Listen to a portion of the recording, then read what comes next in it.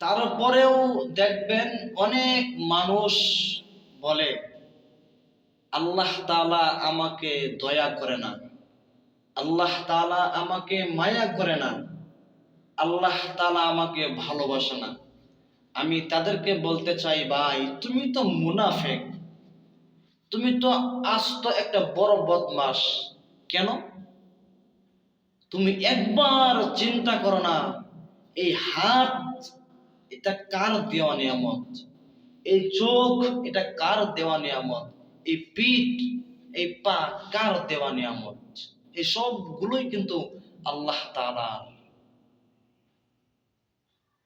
যখন তুমি ফজরের নামাজের সময় যখন তুমি এই পিঠ দিয়ে তুমি ঘুমিয়ে থাকো, তখন আল্লাহ তাআলা তো তোমার এই পিঠটাকে লোলা করে দেয় নাই। তাহলে আর কি চাচ্ছ তুমি আমার মালিকের কাছে? যখন তুমি এই হাত দিয়ে যখন তুমি কোনো গুনাহের কাজ করো, এই হাতটা কার দেওয়া নিয়ামত একবার চিন্তা করেছো?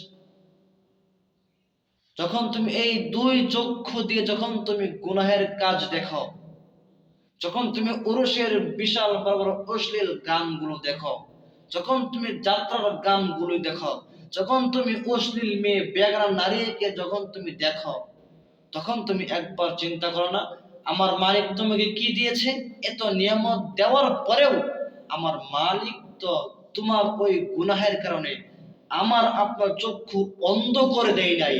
তাহলে তুমি আর কি চাচ্ছ তুমি বলো? তাহলে তো তুমি মুনাফিক।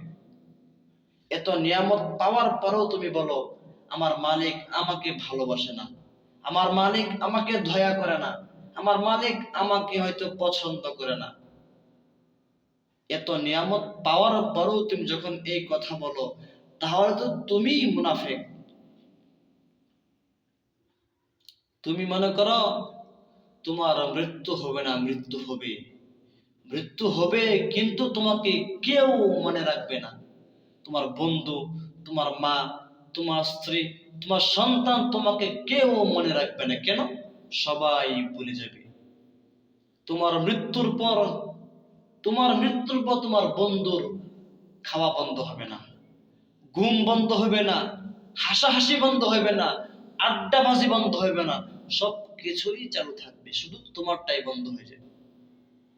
তোমার মৃত্যুর পর তোমার মায়ের খাওয়া বন্ধ হবে না, ঘুম বন্ধ হবে না, হাসাহাসি বন্ধ হবে না, আড্ডা বন্ধ হবে না, কিছুই বন্ধ হবে না, শুধু তোমারটাই বন্ধ হবে।